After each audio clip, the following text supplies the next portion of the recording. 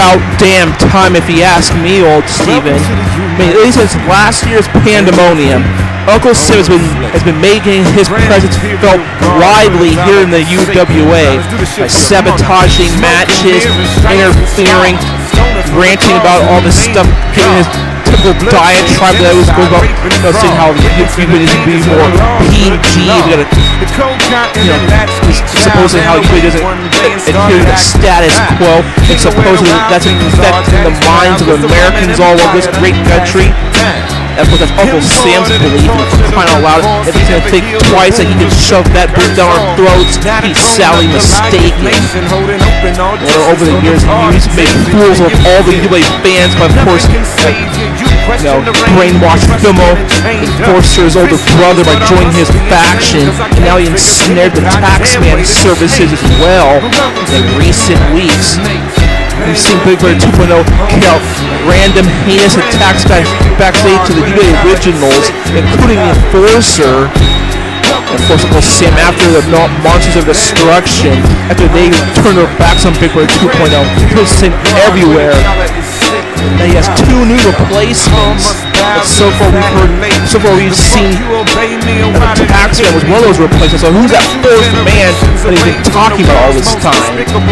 Turn around, I'm talking all this intrigue, all this mystery involving them. This has got to end, folks.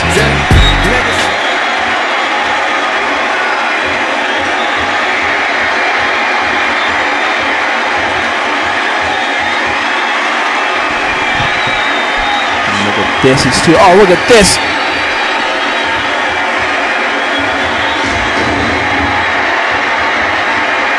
And oh, look at this! And oh, a Filmo, a double team up by the Taxman.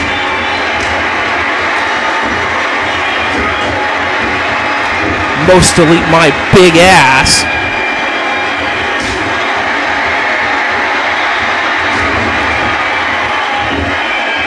I can't believe Filmo actually went to that level, saying that he was the one why the Wills family is so, so dysfunctional. This person is joining with Uncle Sam. Come on, I mean, this is all Uncle Sam and Big Brother 2.0 all about, this propaganda nonsense. Look at this.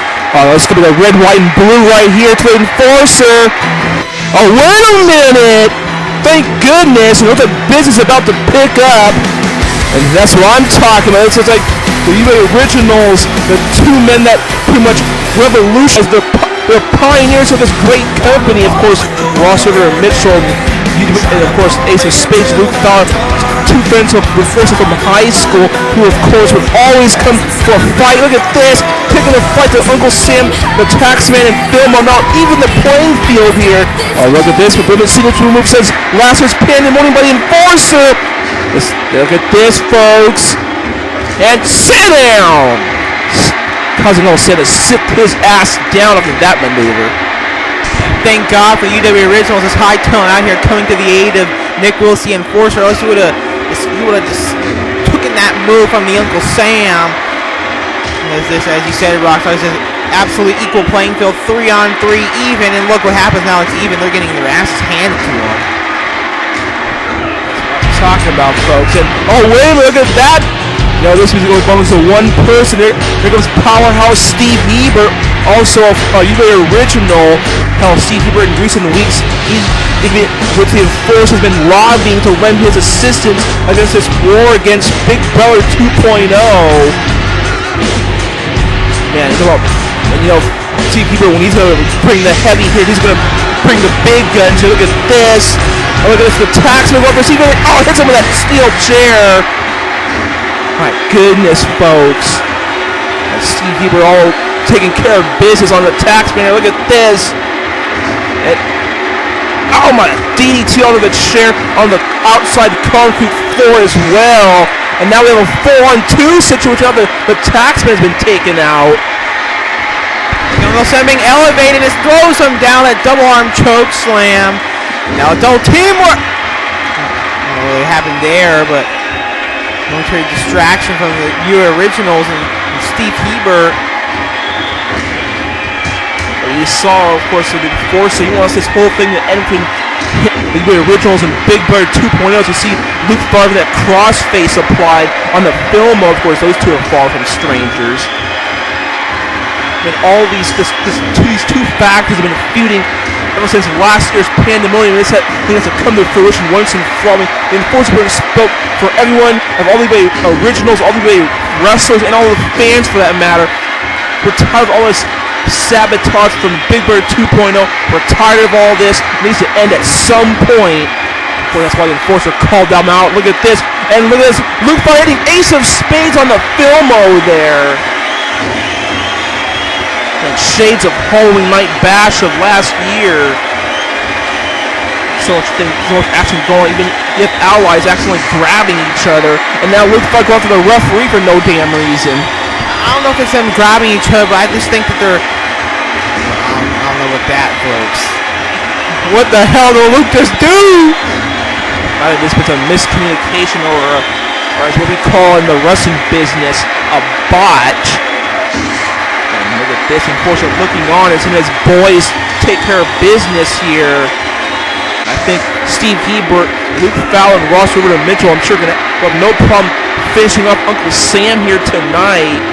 Man, folks, you think as often you see Uncle Sam get beaten down by numerous men, you'd think he'll be vanquished finally, but it always seems that Uncle Sam always finds a way to survive and come back like one of those annoying weeds you get in the summer. Look at this. This is going to be, you got served here. Paying homage to the returning fitness player. Oh my! Throwing him down with you got served. That's exactly what happened to Uncle Sam and all the UWA originals standing tall here tonight. It looks as if that momentary distraction did not phase the originals here at all here. I just think they're just prematurely celebrating. That's what that was all about. So just kicking out the members of Big Brother 2.0 here. They were victorious this week. The originals, they won the battle, but this war is far from over. Folks, we gotta move on to our next contest. The Money in the Bank. It'll be the Money in the Bank contest. Of course, will be up for grabs for the one-way ticket contest between Samoa Joe, Gene Starwind, Vicious, and Lord Magma. Whoever grabs that contract, folks, will have the opportunity, the power, the privilege to either make or change a match on the card at this year's Pandemonium. So think about it, folks. If one of these men win here tonight, they can write their own destiny at this year's Pandemonium. Of course, he was grandest stage of them all. Here comes Samoa Joe, who was asked by Gene Starwind himself to personally be inserted in this match here to Samoa Joe.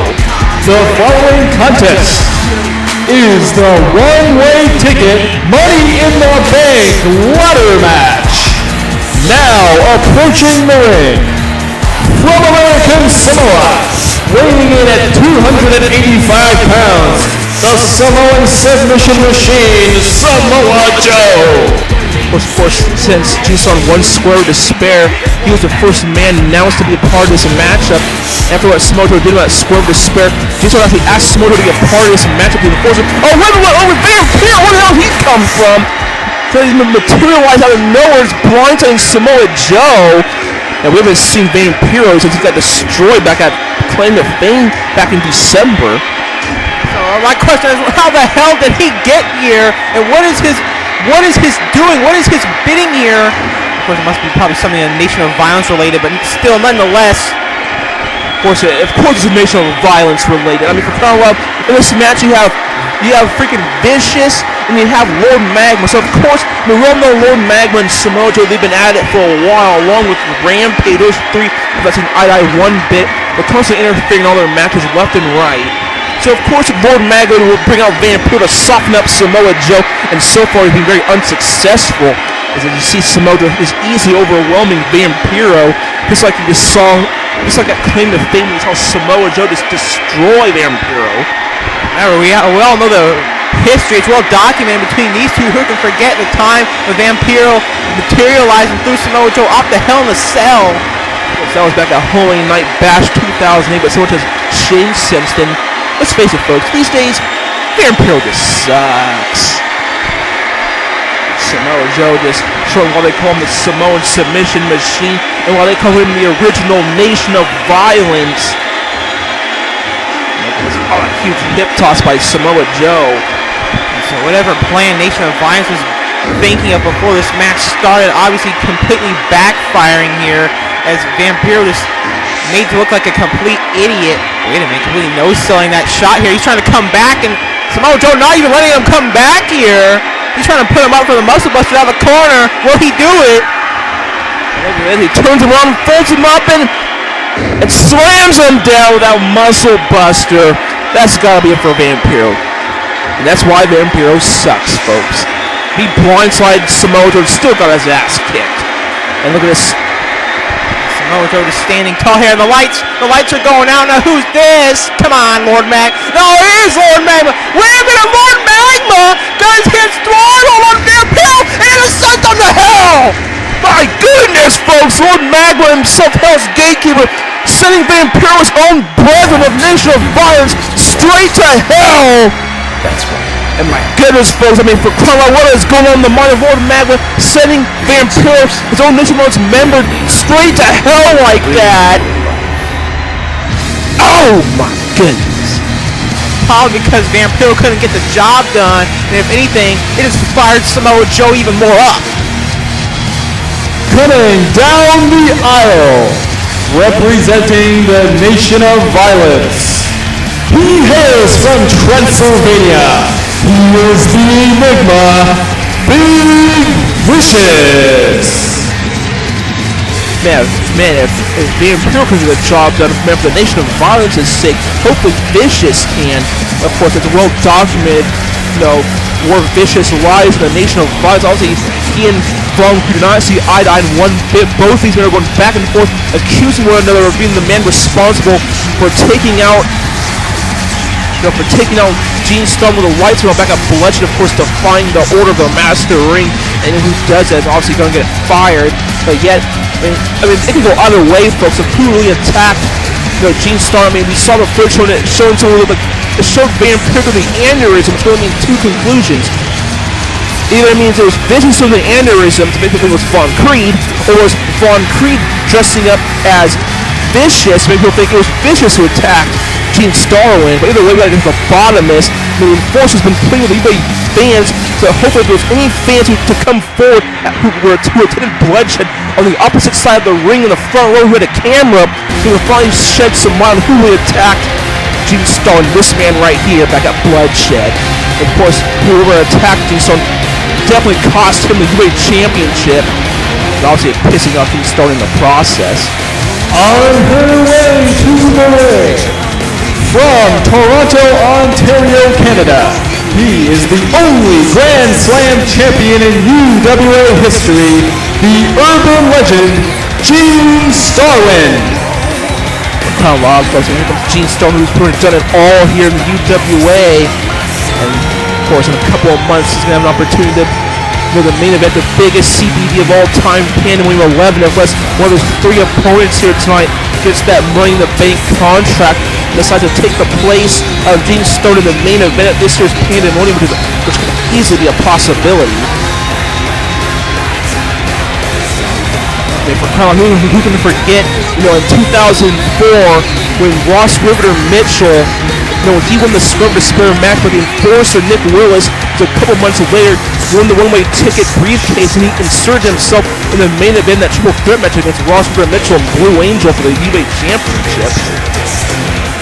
That could happen here tonight if Samoa Joe, Vicious, or Lord Magma with that briefcase, or how they can face the UWA Champion all by himself if he wanted to in a one-on-one match and screw over Gene Stone's chances of main eventing his Pandemonium for all that matter. Oh, folks, I can't wait to see what's going to happen. I mean, will Vicious and Lord Magma, we have two Nation of Violence members in the ring. Will they team up and destroy an own house here tonight and divide and conquer like what Vaughn Kreed and Lord Magma did on the last episode of Assault? Or will it truly be every man for themselves? As you see, folks, the ringside floor here is just littered with ladders all over the place. This match is going to be one for the ages. There's a reason why we only have this match once a year.